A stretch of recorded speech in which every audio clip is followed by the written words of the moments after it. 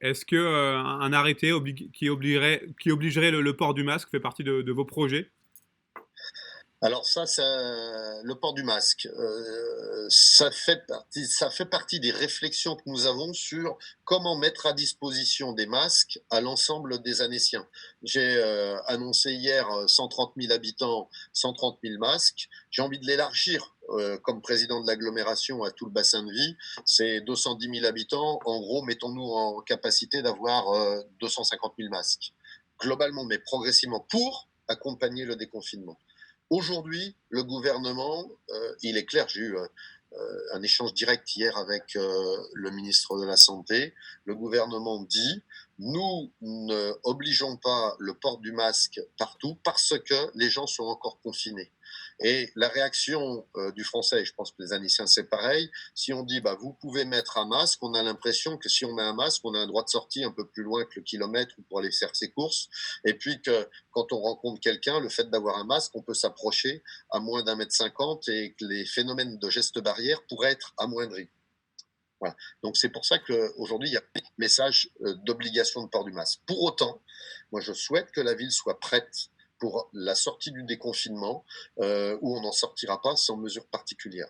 Et il y a trois sujets que nous sommes en train de travailler. Les masques, j'allais dire en tissu, les masques du quotidien qu'on peut fabriquer chez soi, ensuite, il y a le sujet des masques en papier avec trois niveaux de masques. Le masque FFP2, c'est-à-dire le masque pour les professions médicales, qui lui est déjà très bien encadré, régenté et mis en place, porté et piloté par et l'ARS et le centre hospitalier. On s'en occupe pas de ça. Les masques chirurgicaux normés, CE, que l'on se procure et qui sont normés parce qu'ils ont des qualités, puis les masques chirurgicaux complètement ordinaires où il n'y a rien.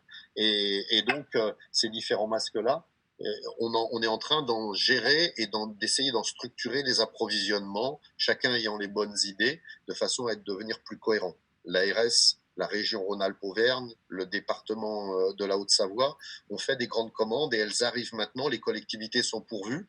La question va être de pourvoir, de permettre aux entreprises, aux activités économiques de s'en équiper dès que le confinement sera sorti pour la reprise d'activité. Le troisième volet sur les protections individuelles sont les visières.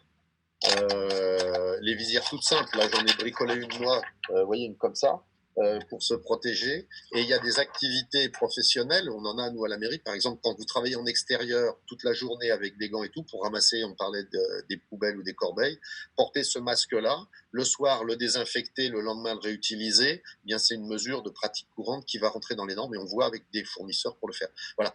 Et sur les masques, globalement, j'ai mobilisé hier, lors d'une rencontre, les grands acteurs économiques du territoire, et notamment toute la filière du sport et du outdoor, avec des entreprises fleurons comme Salomon, comme toutes nos grandes boîtes, qui se disent qu'elles sont prêtes de mobiliser leur industrie textile et leurs fournisseurs textiles pour se mettre à fabriquer des masques. Et on va le faire. La ville est prête à acheter des coupons de tissus et à le remettre à disposition. Et dans cet esprit-là, j'ai négocié hier avec le préfet la réouverture des merceries. C'est officiel depuis ce matin.